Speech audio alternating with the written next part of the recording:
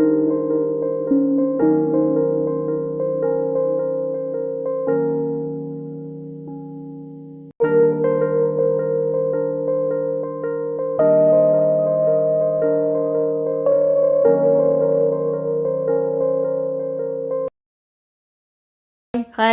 அஸ்ஸலாமு அலைக்கும். எல்லோரும் எப்படி இருக்கீங்க? நல்லா இருக்கீங்களா? எல்லோரும் பெருநாள் நல்லபடியாக கொண்டாடினீங்களா? நாங்களும் கொண்டாடினோம் அல்ஹம்துலில்லாஹ். இப்போ எங்கள் வீட்டு ரம்ஜான் மட்டன் பிரியாணி எப்படி செய்யணும்னு பார்த்துடலாம். பாருங்கள் எப்படி இருக்குன்னு. ரொம்ப சூப்பராக ஜம்முன்னு இருக்குது. எல்லோரும் சேஃபாக இருங்க. வெயில் ரொம்ப இருக்குது, அதனால் ரொம்ப சேஃபாக இருங்க. குழந்தைகளை சேஃபாக வச்சுக்கோங்க. இப்போ வாங்க எங்கள் வீட்டு ரம்ஜான் மட்டன் பிரியாணி எப்படி செய்யணும்னு பார்த்துடலாம். நான் ஒரு படி அரிசியும் 1.5 கிலோ மட்டனும் எடுத்து வச்சுருக்கேன். இப்போ ஒரு பெரிய சட்டியை அடுப்பில் வச்சுருக்கேன். அதில் 200 ml நெய்யும் 200 ml எண்ணெயும் சேர்த்துருக்கேன். நீங்கள் கடலெண்ணெய் சேர்த்துக்கலாம், ரீஃபைண்ட் ஆயில் சேர்த்துக்கலாம். நான் வந்து கடலெண்ணெய் தான் சேர்த்துருக்கேன். இது ரெண்டும் சேர்ந்து நல்லா காயட்டும். நல்லா காஞ்சதுக்கப்புறம் தான் கோல் கரம் மசாலா சேர்த்துக்கிறணும். இப்போ எண்ணெயும் நெய்யும் நல்லா காஞ்சிருச்சு. இப்போ பிரியாணி இலை ஒரு இலையை 3ஆக பிச்சு சேர்த்துருக்கேன். பட்டை, கிராம்பு, ஏலக்காய், ஒரே ஒரு அன்னாச்சிப்பூ இது எல்லாத்தையுமே சேர்த்துக்குருவோம். இது எல்லாத்தையும் சேர்த்து இது எல்லாமே நல்லா பொரிஞ்சு வரணும். நல்லா பொரிஞ்சு வரட்டும்.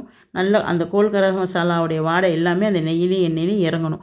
நல்லா பொரிஞ்சு வந்ததுக்கப்புறமா நம்ம தின்னாக வெட்டி வச்சுருக்க வெங்காயம், நான் வந்து 1/2 கிலோ வெங்காயம் சேர்த்துருக்கேன். ஒரு படி அரிசிக்கு 1/2 கிலோ வெங்காயம், 1/2 கிலோ தக்காளி. இந்த 1/2 கிலோ வெங்காயம் தின்னாக வெட்டி வச்சுருக்கேன். அதை சேர்த்து நல்லா வதக்கிக்கிடுவோம். நல்லா வதங்கணும், கோல்டன் ப்ரௌனாக வதங்கணும். அப்போ தான் நல்லாயிருக்கும். அப்போ தான் பிரியாணி சூப்பராக இருக்கும். நிறமும் நல்லாயிருக்கும், சாப்பிட்றதுக்கும் நல்லாயிருக்கும்.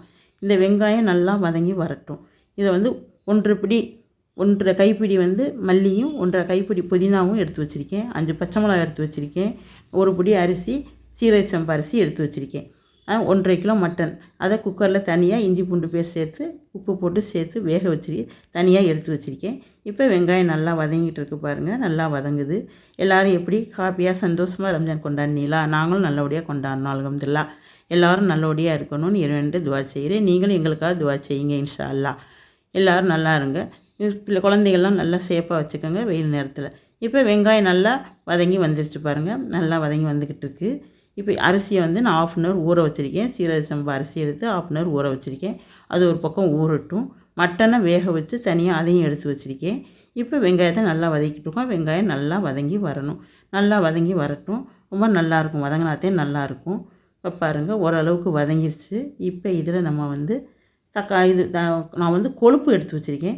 கொழுப்பு சேர்த்துக்கிட்டோன்னா சோறு வந்து நல்லா வலுவலுப்பு தன்மையாக ரொம்ப சூப்பராக இருக்கும். கொழுப்பு சேர்த்துக்கிட்டோம்னா பிரியாணிக்கு தனியாக கொழுப்பு சேர்த்தோம்னா ரொம்ப நல்லாயிருக்கும்.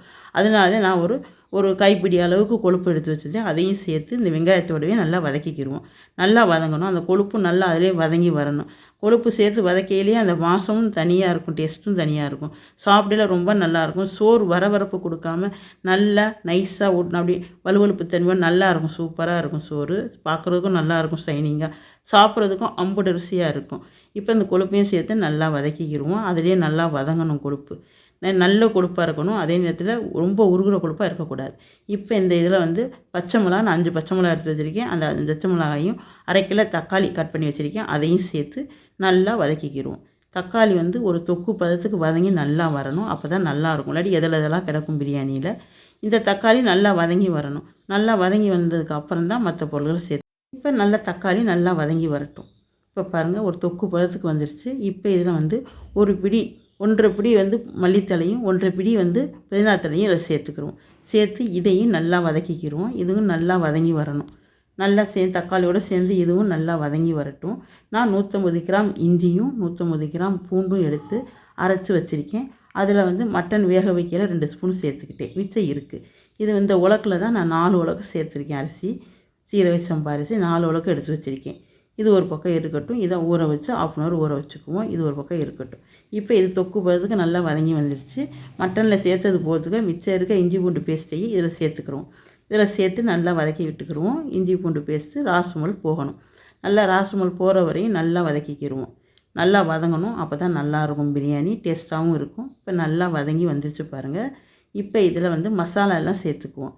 இதில் வந்து வீட்டிலே அரைச்ச கரம் மசாலா தூள் 1 ஸ்பூன், வரமிளகாத்தூள் 2 ஸ்பூன், பிரியாணி மசாலா 2 ஸ்பூன், இது எல்லாமே சேர்த்து நல்லா அரைச்சி வச்சுருக்கேன். இது எல்லாத்தையும் நல்லா வதக்கிக்கிடுவோம். வீட்டிலே அரைச்சது கரம் மசாலா தூள், பட்டை, கிராம்பு, ஏலக்காய் 3 ஒரே குவாலிட்டியில் சேர்த்து அரைச்சி வச்சுருக்கேன். கரம் மசாலா ரொம்ப சூப்பராக இருக்கும் பிரியாணிக்கு. அதைத்தான் இப்போ நான் சேர்த்துருக்கேன் 1 ஸ்பூன். இது எல்லாமே நல்லா வதங்கி வந்ததுக்கப்புறமா 300 ml தயிர், நல்லா கெட்டி தயிராக 300 ml சேர்த்துருக்கேன். இதை சேர்த்து இதையும் நல்லா மிக்ஸ் கொடுத்து கிண்டி விட்டுக்குருவோம். இதுவும் நல்லா சேர்ந்து அதோட மசாலா கூட சேர்ந்து வதங்கி வரணும். அப்போ தான் நல்லாயிருக்கும் பிரியாணி. இந்த மட்டன் பிரியாணி ரொம்ப சூப்பராக இருக்கும், சாப்பிட்றதுக்கு ரொம்ப நல்லாயிருக்கும். இப்போ இது எல்லாமே நல்லா வதங்கி வந்துடுச்சு. இப்போ பாருங்க மட்டன் வேக வச்சு வச்சுருக்கேன் குக்கரில் தனியாக. இதில் மட்டனை மட்டும் இப்போ இதில் சேர்த்துக்குறோம்.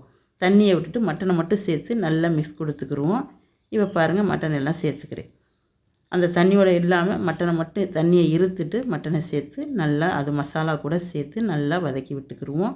இப்போ இந்த மட்டன் எல்லாம் சேர்த்தாச்சு. இப்போ மசாலா கூட சேர்த்து வதக்கிக்கிடுவோம். இதில் சேர்த்து உப்பு கொஞ்சம் தேவையான அளவு உப்பு மட்டனில் சேர்த்து தான் வேக வச்சுருக்கேன். இருந்தாலும் உப்பு பத்தாது. அதனால் இதிலேயே சேர்த்துக்கிட்டோம்னா நல்லா சாந்துக்குரும் மட்டனில். அதனால் இதிலேயே உப்பு கொஞ்சம் தேவையான அளவு சேர்த்துக்கிடுவோம். இதை சேர்த்து நல்லா வதக்கி விட்டுக்கிடலாம். நல்லா வதங்கி வரட்டும். அந்த மசாலா எல்லாமே மட்டன் கூட பிடிச்சி வரணும். அப்போ தான் நல்லாயிருக்கும். நான் வந்து ஒரு தேங்காய் எடுத்து உடைச்சி அந்த ஒரு தேங்காவுடைய பாலையும் எடுத்து வச்சுருக்கேன். இந்த பிரியாணியில் சேர்க்குறதுக்காக தேங்காய் பால் எடுத்து வச்சுருக்கேன் நான். இப்போ இந்த மசாலா எல்லாம் சேர்ந்து நல்லா வெந்து வந்துருச்சு, சேர்ந்து வந்துருச்சு பாருங்கள். இப்போ மூடி போட்டு மூடி வச்சு நல்லா எண்ணெயெல்லாம் பிரிஞ்சு அந்த மசாலா கூட அந்த மட்டன் நல்லா எண்ணெய் பிரிஞ்சு வந்துருச்சு. இப்போ இதில் நம்ம இதுக்கு தேவைக்கேற்ப நம்ம தண்ணி சேர்த்துக்குருவோம். இது மட்டன் வேக வச்ச தண்ணியும் இருக்குது, அதையும் சேர்த்துக்குருவோம். இந்த தேங்காய் பாலையும் சேர்த்துக்குருவோம்.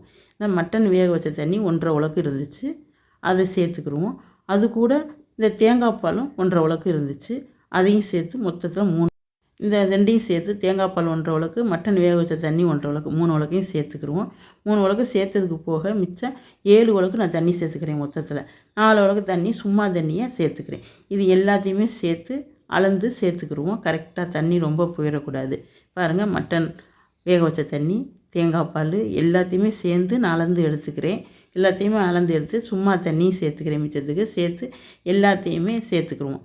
நல்லா சேர்த்து நல்லா மிக்ஸ் கொடுத்து நல்லா கிண்டி விட்டுக்குருவோம். பாருங்கள் நல்லா மிக்ஸ் கொடுத்துக்குருவோம். நல்லா மிக்ஸ் கொடுத்ததுக்கு அப்புறமா கொதிக்க விடுவோம். தண்ணி ஒரு கொதி கொதித்து வரணும். அப்போ தான் அரிசி சேர்த்துக்கிட்டால் நல்லாயிருக்கும். இப்போ ஒரு கொதி கொதித்து வரட்டும். மூடி போட்டு மூடி வச்சுக்கிடுவோம். மூடி போட்டதுக்கப்புறமா தண்ணி கொதிக்கட்டும் பார்க்கலாம். இப்போ பாருங்கள் தண்ணி கொதித்து வந்துடுச்சு. இப்போ தண்ணி ஒரு கொதி நல்லா கொதிக்க விட்டு தான் அரிசி சேர்த்துக்கணும். அப்போ தான் நல்லாயிருக்கும். இப்போ அரிசி வந்து இப்போ நம்ம சேர்த்துக்கிறலாம். ஊற வச்ச அரிசியை வாஷ் பண்ணிட்டு தண்ணியை வடிச்சிட்டு வச்சுருக்கேன். அந்த அரிசியை இந்த தண்ணி கூட சேர்த்துக்கலாம். இதெல்லாம் அரிசி எல்லாத்தையுமே சேர்த்துட்டு நல்லா மிக்ஸ் கொடுத்துக்குருவோம். இந்த தண்ணியோடு சேர்த்து அந்த அரிசியும் தண்ணியும் நல்லா பின்னி வர்ற மாதிரி அரிசி உடையாமல் நிதானமாக நல்லா கிண்டி விட்டுக்கலாம். நல்லா மிக்ஸ் கொடுத்துக்கலாம். நல்லா மிக்ஸ் கொடுத்ததுக்கு அப்புறமா நான் 1.5 லெமன் பெரிய லெமன் எடுத்து 1.5 லெமன் ஜூஸ் எடுத்து வச்சுருக்கேன். அதையும் இது கூடவே சேர்த்துக்குருவோம். அந்த லெமன் ஜூஸையும் இந்த இது கூடவே சேர்த்துக்குருவோம். சேர்த்துட்டு இதையும் நல்லா மிக்ஸ் கொடுத்துக்கிடலாம். நீங்கள் இதுக்கு தக்கன பார்த்துக்கங்க. காரம், உப்பு, புளிப்பு எல்லாமே சரியாக இருக்கான்னு இந்த இதில் வந்து பார்த்துக்கணும். இப்போ இந்த நேரத்தில் பார்த்துக்கிட்டு பத்தலைன்னா இப்போயே சேர்த்துக்கலாம். அப்புறம் சேர்க்க முடியாது. அதனால் இப்போயே எல்லாத்தையும் பார்த்துக்குவோம். பார்த்துக்கிட்டு நான் இப்போ பார்த்தேன் எல்லாமே சரியாக இருக்குது, கரெக்டாக இருக்குது. உப்பு, புளிப்பு, காரம் எல்லாமே ஒரு பிடி உப்பு தூக்கலாக இருக்கணும், ஒரு பிஞ்சு.